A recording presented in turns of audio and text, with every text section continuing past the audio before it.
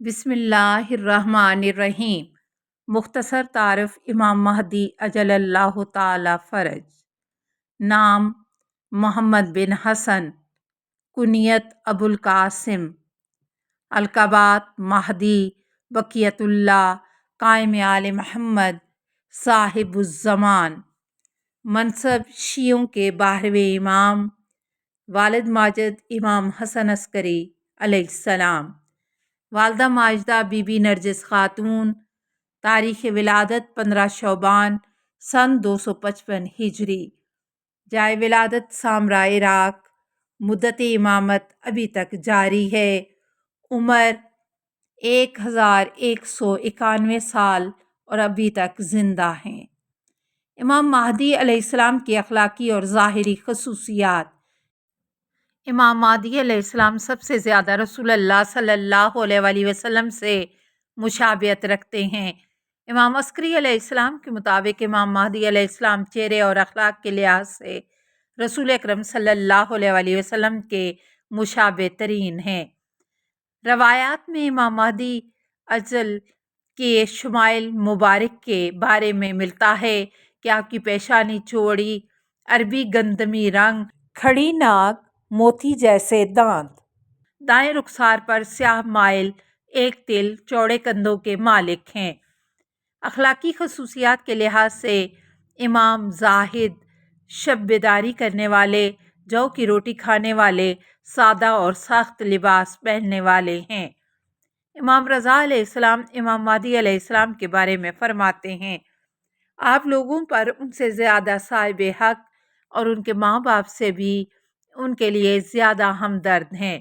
وہ تمام لوگوں سے زیادہ اللہ کے سامنے خاکسار تر، اور جن اعمال کا حکم دیتے ہیں ان پر سب سے زیادہ عامل، اور جن چیزوں سے منع کرتے ہیں ان سے سب سے زیادہ باز رہنے والے ہیں۔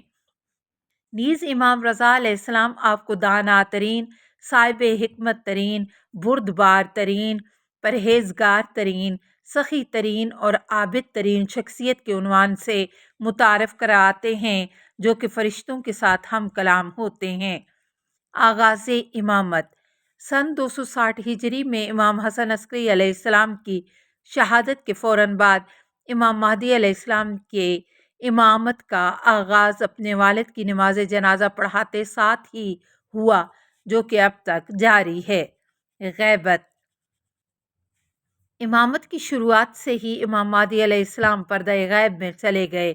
یہ غیبت 2 طرح کی ہے: غیبت صغریٰ جو کہ 260 ہجری سے چلی اور آخری نائب خاص کی وفات کے بعد 329 ہجری تک جاری رہی۔ اس غیبت کے دوران امام کے 4 نائبین خاص تھے جن کے نام درج ذیل ہیں: نمبر 1 عثمان بن سعید عمری، نمبر 2 محمد بن عثمان پہلے نائب کے بیٹے، نمبر 3 حسین بن روح نوبختی، نمبر 4 علی بن محمد سمری۔ غیبت کبریٰ 329 ہجری میں آخری نائب کی وفات کے فوراً بعد طولانی غیبت کی شروعات ہوئی، جو کہ اب تک جاری ہے اور حکم خدا تک جاری رہے گی۔ اس غیبت کے دوران جو بھی امام کی خاص نیابت کا دعویٰ کرے وہ جھوٹا ہے، اور جو کوئی ظہور کا وقت معین کرے وہ کذاب ہے۔ ظہور روایات کے مطابق جب دنیا ظلم و ستم سے بھر جائے گی اور فتنہ ہر گھر پر وارد ہوگا، تب امام حکم خدا سے ظہور فرمائیں گے۔ امیر المومنین علیہ السلام، امام حسن مجتبیٰ علیہ السلام، امام صادق علیہ السلام اور امام علی رضا علیہ السلام سے منقول روایات میں ملتا ہے کہ جب امام ظہور فرمائیں گے تو دیکھنے میں 30 سے 40 سال کے جوان کی طرح ہوں گے۔ حوالہ جات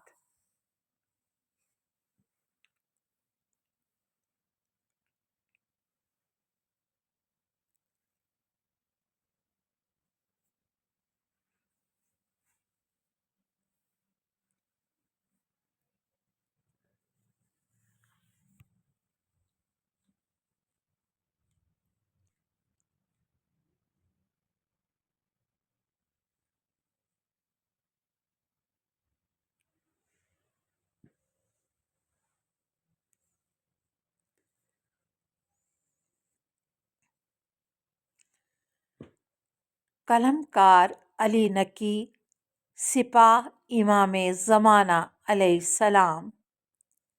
اللہم صلی علی محمد و آل محمد و آلہ الطیبین الطاہرین المعصومین۔